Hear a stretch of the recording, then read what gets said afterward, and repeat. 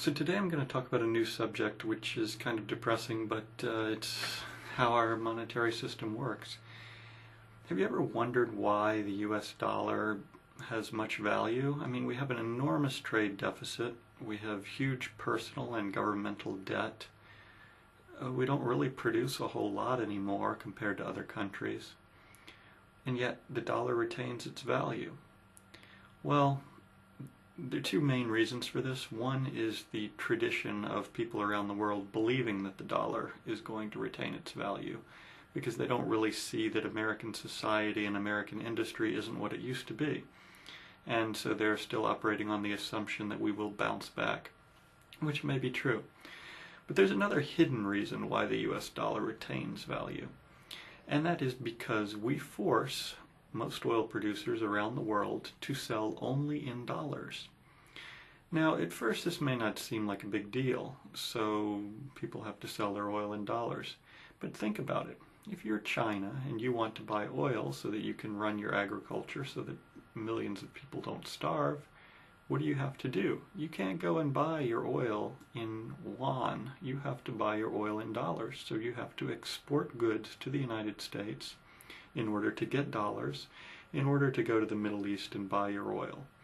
You're not allowed to buy directly in yuan. So all countries around the world do this. And that's a lot of why the US dollar hasn't lost its value. And it's really a terrible kind of extortion that the US carries out.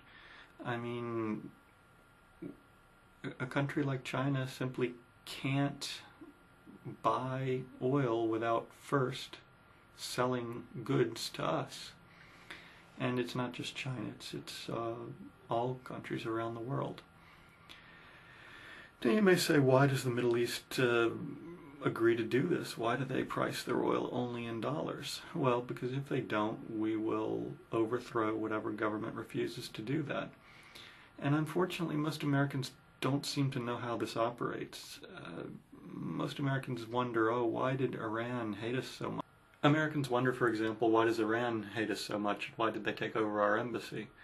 Well, it's because we installed the Shah. They used to have a democratically elected government in the 1950s, and that government nationalized the oil, and so we overthrew that government and installed the Shah, who was a dictator and brutally repressed the people there. So of course they hated us. And yet Americans were suddenly in shock when our embassy was taken over, and they wondered, why did they hate us so much there? Same thing with 9/11. Americans wondered, why do these Saudis come and sacrifice their lives to attack America? Well, it's because we do the same thing in Saudi Arabia. I think it was in the 50s when there was one of the Saudi princes that was going to come to power who was actually a decent guy, which is kind of a rarity there. And the Americans had him killed and installed a different prince who would do our bidding. And we do this around the world, not just in the oil-producing countries, but in Latin America and Africa as well. There's a good book called The Father of Spin, which talks about how the United Fruit Company actually commenced an ad campaign so that we would overthrow the government of Guatemala, which had nationalized the holdings of the American Fruit Company. Good but almost unknown video on the topic is called What I've Learned About U.S. Foreign Policy by Frank Dorrell. That's D-O-R-R-E-L-L. It's a compilation of exposés on U.S. foreign operations in half dozen different countries. Now, I'm not saying that the third world wouldn't be poor anyway. If it weren't for us, their own leaders would probably be exploiting them anyway.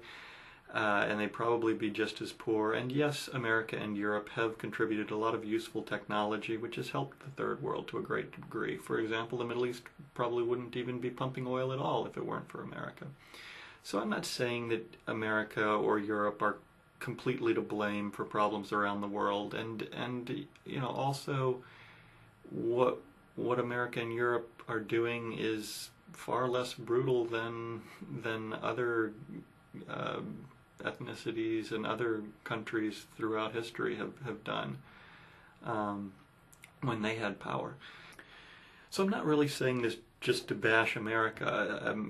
Other countries would probably have done far worse than we did if we had the power, if they had the power that we have. I'm saying this more so that Americans and Europeans to a lesser degree can recognize that a lot of the prosperity that they enjoy, especially the prosperity that Americans enjoy, is not really of their own doing, and people should be a little bit more humble about driving huge gas-guzzling cars and flaunting their wealth when you realize that this wealth is ripped from the people of the third world, and it does enormous environmental and social damage to the rest of the world. It's really not right for Americans to have SUVs all over the place and just squandering gasoline, squandering food, running around conspicuously consuming everything. And yet in China there's only one car for every 120 some people. You know, the Chinese work harder than us. They're just as smart as us.